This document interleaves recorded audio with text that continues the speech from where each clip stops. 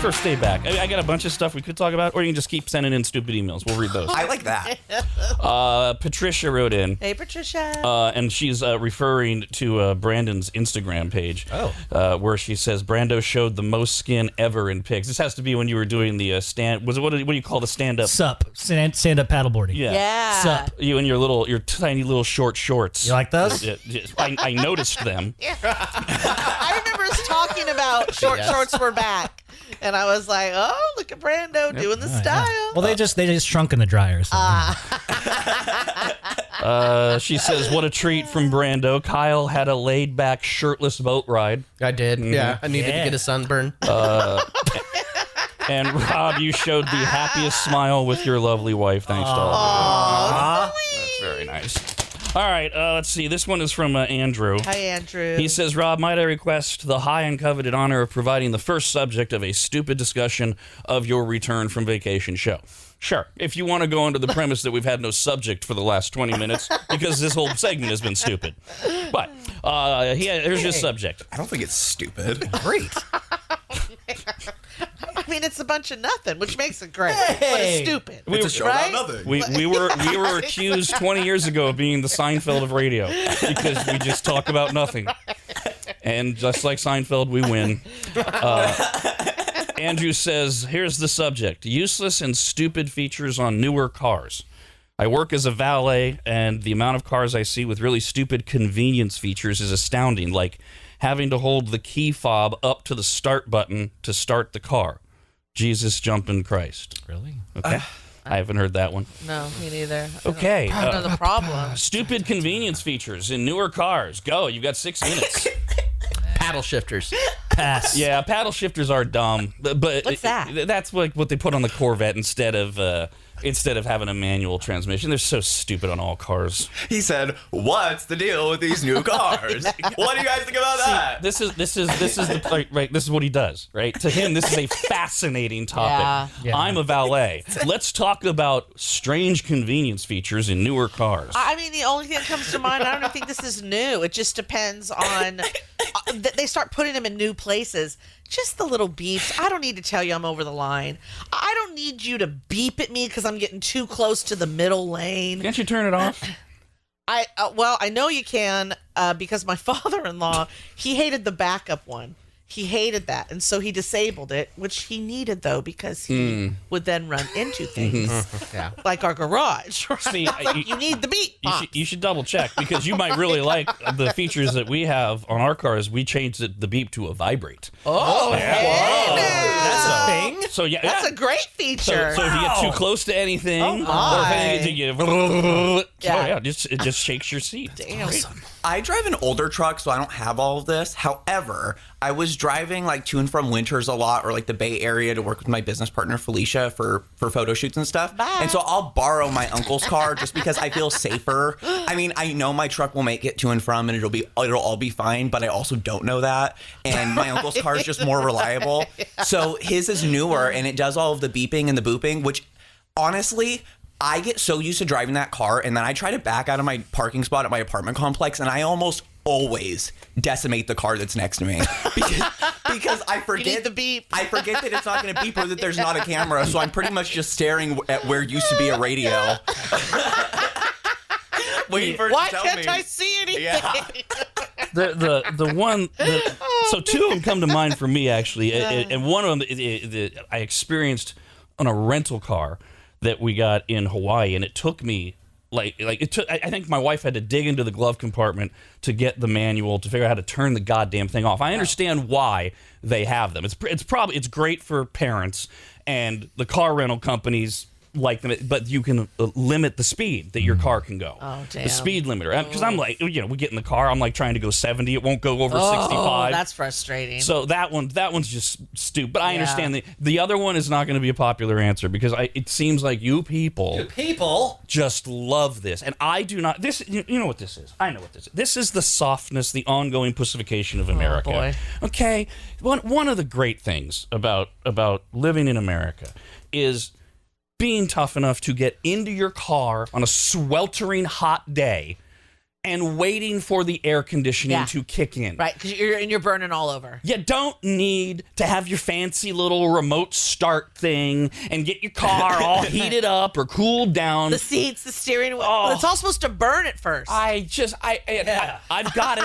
I've got it on all my cars. I don't use it because I'm the last man standing. For God's sake, you see this on the golf courses all the time. Yeah. It's like you can tell when every foursome gets done, you hear 4 cars start up. There's no one around. The whole thing. Cool down. Oh, it's so warm in here. Well, yeah, and you know what else that bothers me about it is that you can drink and drive so easy now because the car will tell you if you're veering in and out of the lane. My uncle's car, it'll pop up with a warning. Maybe you should take a break with a cup of coffee if you're swerving too much from texting. You can get away with it. It's got all the beeps. Back when I was drinking and driving, we had to just press our luck like a good American. The thing. I'm having a stroke. Don't mind me. Go ahead, Don. Kyle's back Oh, away. man. I was going to say, I don't know how you Kyle. don't like the keyless remote start. That thing is so cool. I've been showing everybody my car, and I hit the remote start when they're all walking up to it, and it starts, and it purrs. I'm like, yeah. I don't mind the remote start feature. I don't use it. What I mind is people that use it solely to make their car either get warm or cold, depending on the time of the year, because, oh my God forbid, you have to wait 30 seconds. Well, then what's the point of not having it? It's like extra comfort level. See? This is what I mean. Just softness, man. Just That's what you softness. don't want. Well, and you don't mind weather. You're not like No, a get that's- mad at the weather person. Because I do love that the car feels cool, but I hear what you're saying, that there is that initial sting you should have Yes. when you get in the car. Especially if you have black leather seats. Oh, the worst. And yes. and there's another Oh, thing. God. Stop with the sunshades. All right, I thought those things went away in the 90s. Your car should be hot, and stop parking in the shade too. Just park in the sun and let your car bake. It's fine. You're not gonna die when you get back into it. I do not like, and I know this isn't new, but as cars, it's like it's getting worse with the seat belts. I'm almost not wearing seat belts because they now make them so tight, whether you're the driver or the passenger. And it's like this tightness that goes around your body, and you'll undo it, and you'll let it go, and as you're and it fights with you. I was in my sister-in-law's car, and I get it to where it's comfortable, and then it wants to tighten, and it starts automatically, and I'm fighting it, I'm holding it, and it's fighting with me, and it's like this. I'm almost gonna break it. I don't want the seatbelt tight around me. God, why did they start doing that? It's annoying as hell, and that should be a choice. I appreciate Oh you my God. walking me into this, but is it possible that maybe... No, it's not my fatness. Because, I will always admit something is because of my fatness. Like how I have to park now and make sure there's nobody too close next to me so I can get in my car, right? No, because whoever sits there, because whatever car I've been... It's not just that thing where it grabs you when you brake. You mean it's like cinching like around it you? wants to go tighter.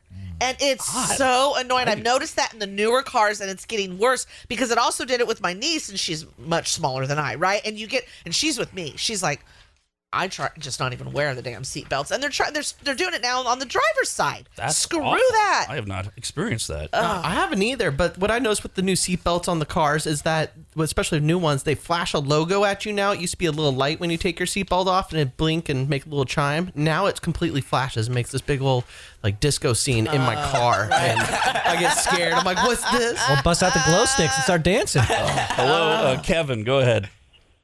Good morning.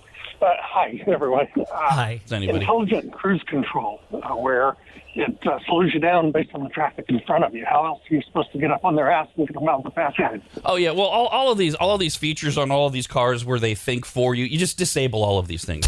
The car stopping for you, slowing you down, all of it. We saw when we drove to Vegas. We for the first time I actually saw on the road. My wife noticed it and was like freaking out until we figured out what was going on. It was 2 people in a Tesla, but the car was driving. Cool. No, And they weren't even looking at It is anything. not cool.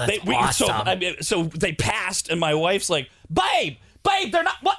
And then we figure out. So I had to catch up to them, and we look over. They have no idea what's going on. No. Their heads are buried in their phones. Yep. Fantastic. And the No. car's changing lanes. Yes. No. Listen. One of my sister-in-laws has a Tesla, and when we were on our road trip, we're in the mountains, and it is curvy mountains, and I didn't realize this was a thing with Teslas, and I just happened to look over at her, and I'm like, what the hell is going on? She's full on buried in her phone, finding the next place we're gonna go, the next station, so where you can battery up or whatever. What a pain in the butt, let me tell you.